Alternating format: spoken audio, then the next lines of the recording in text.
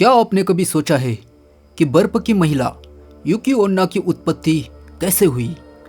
आइए सुनते हैं उसकी जन्म की रहस्यमयी कहानी। बहुत समय पहले जापान के एक छोटे से गांव में एक असामान्य घटना घटी। ठंड के मौसम में गांव के लोग बर्फ और ठंड से जूझ रहे थे। एक रात बर्फीले तूफान के दौरान एक खूबसूरत महिला अचानक गांव के पास दिखाई दी।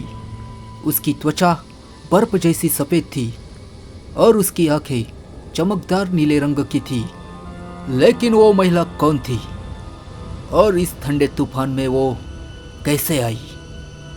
गांव के लोग हैरान थे और थोड़े डर भी गए थे। महिला ने खुद को युकी ओन्ना बताया, जिसका मतलब है बर्फ की महिला। वह बहुत ही सुंदर थी, लेकिन उसकी उपस्थिति से ठंड और बढ़ गई थी। गांव वालों ने उसे अपने घरों में शरण दी, लेकिन उसकी छवि उनके दिलों में डर और रहस्य का बीज बो चुकी थी। क्या युकी ओन्ना के आने का कारण था और क्यों उसकी उपस्थिति से ठंड बढ़ गई? कुछ बुजुर्गों ने बताया कि युकी ओन्ना एक प्राचीन आत्मा है जो सर्दियों के मौसम में प्रकट होती है। उनकी कहानियों के अनुसार वह उन लोगों की आत्मा है जो बर्फ में मारे गए थे।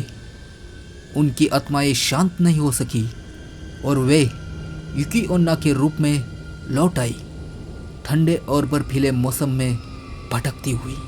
क्या ये सच है? क्या युकी ओन्ना वास्तव में मृत आत्माओं की पुनरावृत्ति है? युकी ओन्ना की कहानियां गांव में फैल गई। कुछ लोग कहते हैं कि उन्होंने उसे बर्फ में खोए हुए यात्रियों की मदद करते हुए देखा है, जबकि अन्य कहते हैं कि उसने अपने ठंडे सांस से उन्हें मौत के घाट उतार दिया। एक बार एक युवा व्यक्ति ने दावा किया कि उसने युकी ओन्ना को अपने बचपन में देखा था, जब वह ठंड से मरने वाला था। उसने कहा कि युकी ओन्ना ने उसकी जान बचाई थी और उसे सुरक्षित स्थान पर पहुंचाया था। युकी ओन्ना ने इस युवा व्यक्ति की जान क्यों बचाई और क्या ये सब केवल कहानियां हैं? समय के साथ युकी ओन्ना की रहस्यमयी उपस्थिति और उसकी अद्वितीय शक्तियां गांव की लोक कथाओं का हिस्सा बन गई। लोग उससे डरते भी थे और उसका सम्मान भी करते थे।